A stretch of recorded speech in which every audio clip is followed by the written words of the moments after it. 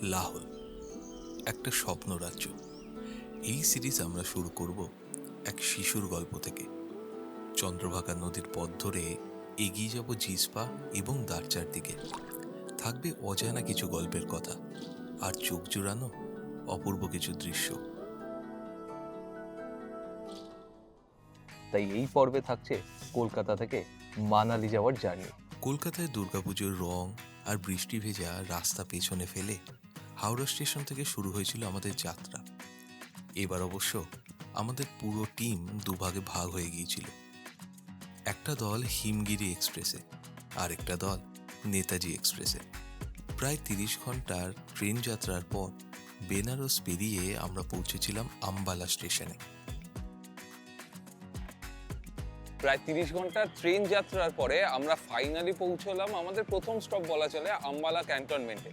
আমাদের আরেকটা গ্রুপ আসছে, তাদের আসতে একটু ভোর হয়ে যাবে, তাই ততক্ষণের জন্য আমাদের যে আগামী 10-12 দিনের যে সাথী এই ফোর্সের ট্রাভেলার, সেই গাড়িতেই আমরা উঠে এখন অপেক্ষা করব।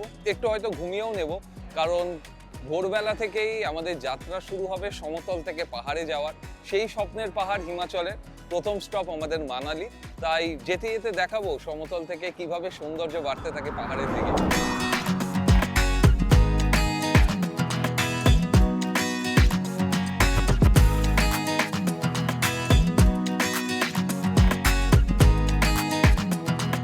এখনো প্রায় 250 কিলোমিটার বাকি মানালি যেতে।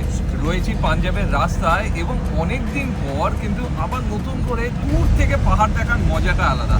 সামনেই রয়েছে পাহাড়ের ভিউ, ঝাপসা এবং আবছা, কিন্তু সেটা দেখে মন কিন্তু বেশ আনন্দে ফুর্তিতে ভরে উঠেছে। আম্বালা থেকে মানালির ডিস্টেন্স হচ্ছে 278 কিলোমিটার। তার প্রায় 50 কিলোমিটারের মতো আমরা শেষ করেছি। হরিয়ানা ক্রস করলাম এবং পাঞ্জাবের মধ্যে রয়েছে এক ধাবায় এসেছি, যার নাম হচ্ছে কপিল পাঞ্জাবি ধাবা। এখানকার কিন্তু পরোটা খেতে বেশ চমৎকার।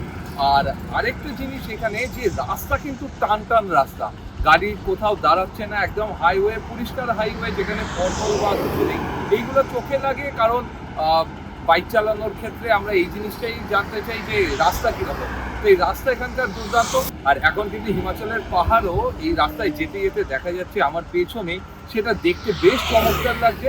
তাই এরপরে আবার রওনা দেব। এরপরে বেশ অনেকটাই গাড়িতে বসে থাকতে হবে, কারণ এখন প্রায় 6 ঘন্টার মতো লাগার কথা মানালি পৌঁছতে। ফলে সেখানে যাব এবং যেতে যেতে দেখাচ্ছি এখানকার এক্সপিরিয়েন্স কী হয়।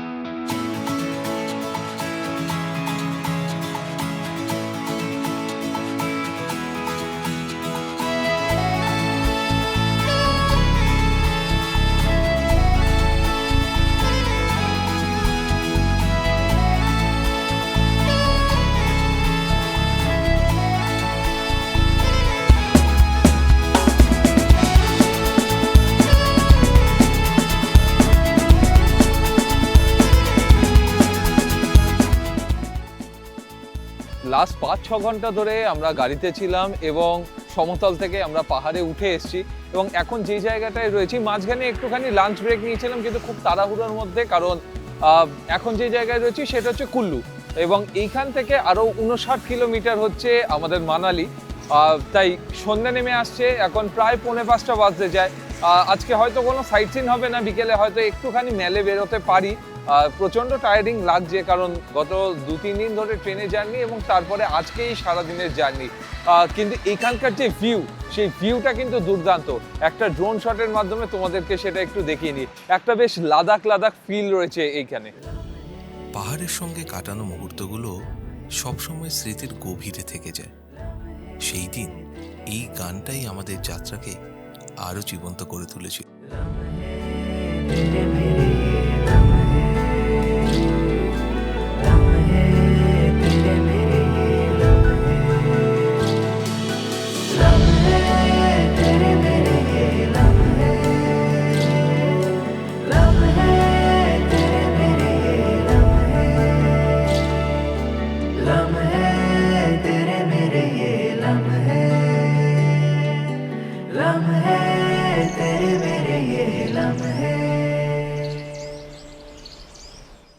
অনেকেই আছো যারা জিজ্ঞাসা করো যে মানালিতে এলে ম্যালের সামনে কোথায় থাকা যায়। তা আমরা যে জায়গায় রয়েছি সেই জায়গার নাম বা সেই হোটেলের নাম হচ্ছে হোটেল সানফ্লাওয়ার।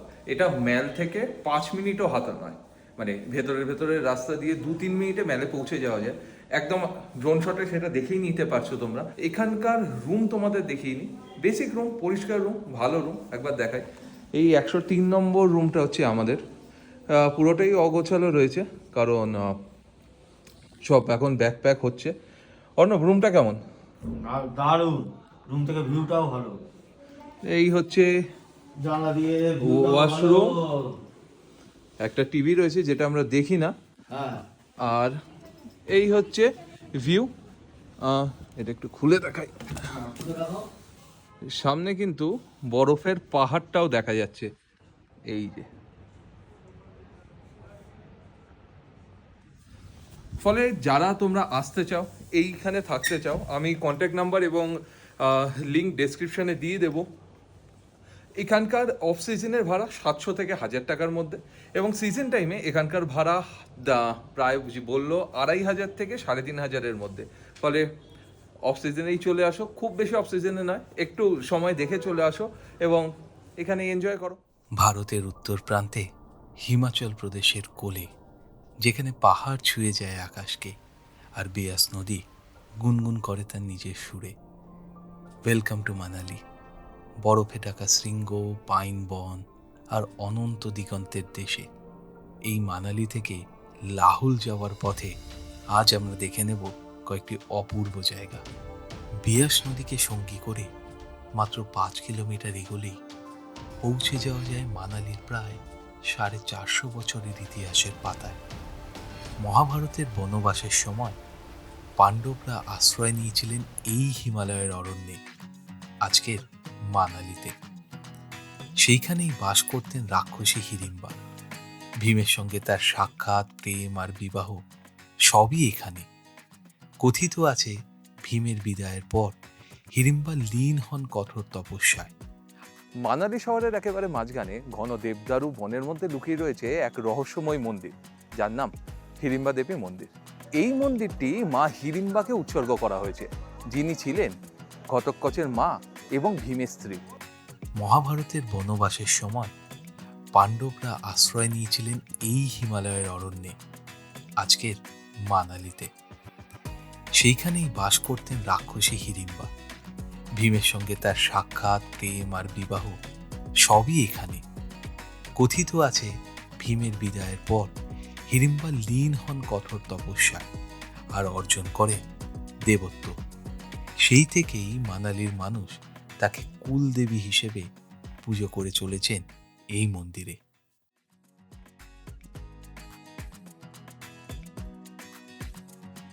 মানালির এই ইতিহাস জেনে ইচ্ছে করল যেন আরো কয়েক শতাব্দী পেছনে ফিরে যায়। তাই বিয়াস নদীকে সঙ্গী করে আরো প্রায় 40 কিলোমিটার পথ পাড়ি দিলাম। পৌঁছে গেলাম 560 বছরের পুরনো এক দুর্গে, যার নাম নাগ্গার ক্যাসেল। 1500 শতকে কুলুর রাজা সিদ্ধ সিং নির্মাণ করেন এই প্রাসাদ, যা এক সময় ছিল কুলু রাজ্যের রাজধানী।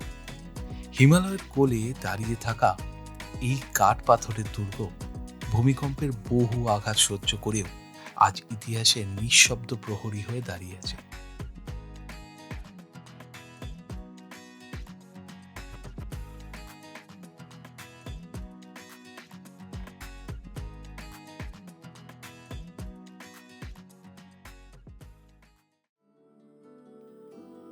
মানালি থেকে লাহুলে যাওয়ার দুটো পথ, একটি রোথাং পাস আর অন্যটি সোলাং ভ্যালি। রোথাং পাসের ভিড় আর ব্যস্ততা পেরিয়ে আমরা বেছে নিয়েছিলাম সোলাংয়ের পথ, কারণ শুধু গন্তব্য নয়, পথের সৌন্দর্য আমাদের কাছে সমান গুরুত্বপূর্ণ। চারিদিকে তুষার ছোঁয়া পাহাড় চূড়া, নীল আকাশের নিচে সবুজ কার্পেটের মতো বিস্তৃত উপত্যকা, আর হিমের বাতাসে ভেসে আসা এক অদ্ভুত অনুভূতি। সোলাং ভ্যালি যেন প্রকৃতির এক জীবন্ত ক্যানভাস, যেখানে প্রতিটা মুহূর্ত ছবি হয়ে ওঠে।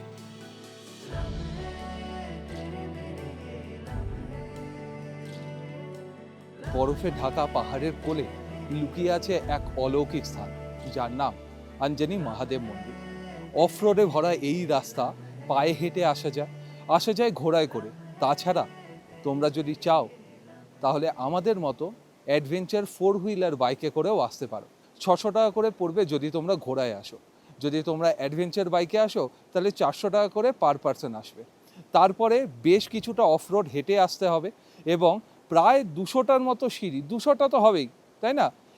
100 থেকে 200টার মতো সিঁড়ি চড়ে আসতে হবে। কিন্তু তারপরে যে ভিউটা তোমরা উপভোগ করবে সেটা বলার বাইরে।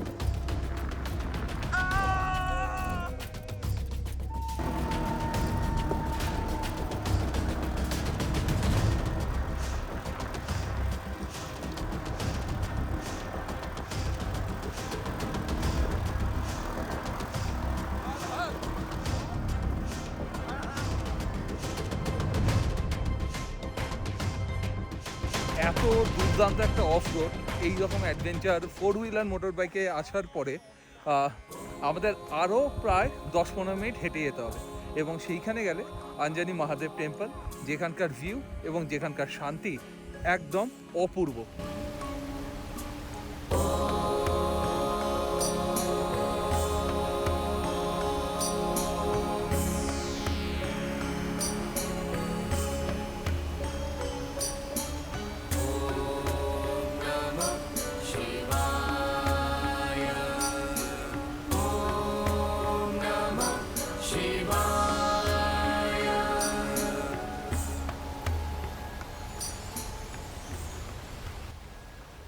সোলাং ভ্যালির নির্জন পাহাড় আর গর্জন করা ঝর্ণার মাঝেই লুকিয়ে আছে অঞ্জনি মহাদেবের পবিত্র স্থান। কথিত আছে মহাবীর হনুমানের জননী অঞ্জনি মাতা এই ঝর্ণার ধারে বসেই ভগবান শিবের আরাধনায় লীন হয়েছিলেন। তার কঠোর তপস্যায় সন্তুষ্ট হয়ে ভগবান শিব স্বয়ং তাকে দর্শন দেন এই স্থানে। আজও সেই ঝর্ণার প্রবাহের নিচে প্রকৃতির নিজ হাতে করা বরফের শিবলিঙ্গ সৃষ্টি হয়, যেন মহাদেবের চিরন্তন উপস্থিতির নিদর্শন।